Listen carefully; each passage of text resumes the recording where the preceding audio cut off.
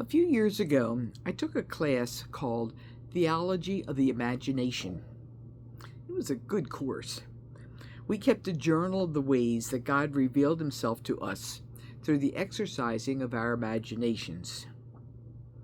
Perhaps the greatest lesson that I learned was that anything and everything could be a vehicle of revelation if you open yourself to it.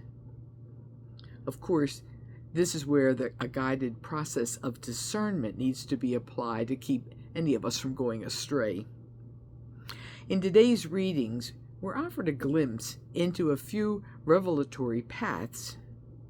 In the Old Testament, Exodus 3, we hear the Lord speak to Moses through the burning bush, instructing Moses to speak to the people about what he learned there.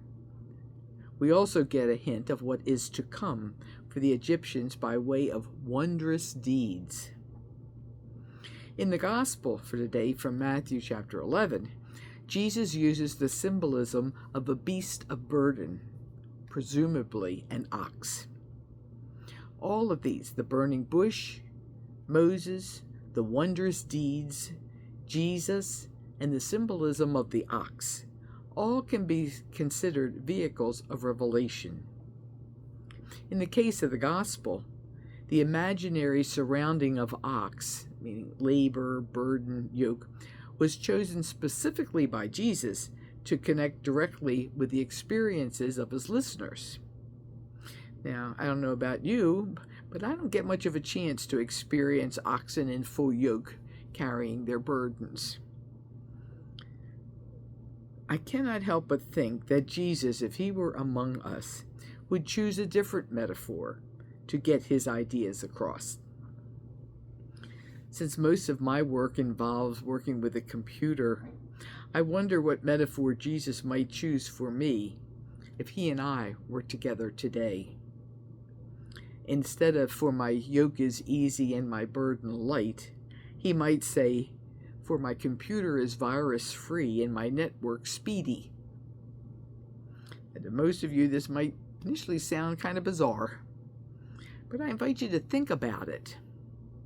To me, a virus-free and speedy computer is something to get excited about, something to look forward to. And isn't that Jesus' point? That life with him is something to get excited about, something to look forward to.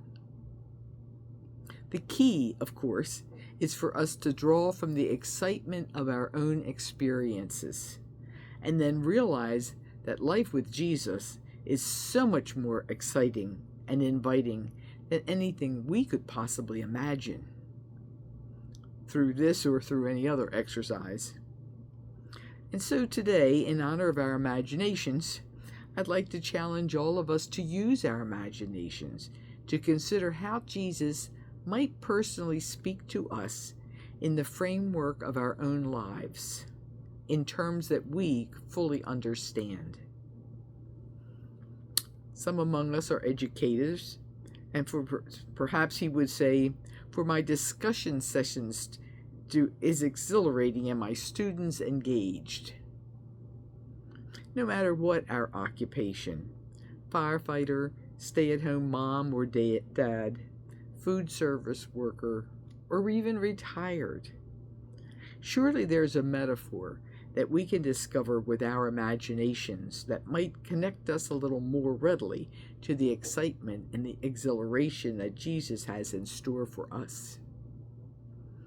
Whatever metaphors we may discover, suffice it to say that they only begin to reveal how much more wonderful a life with a personal experience of the presence of Jesus must be.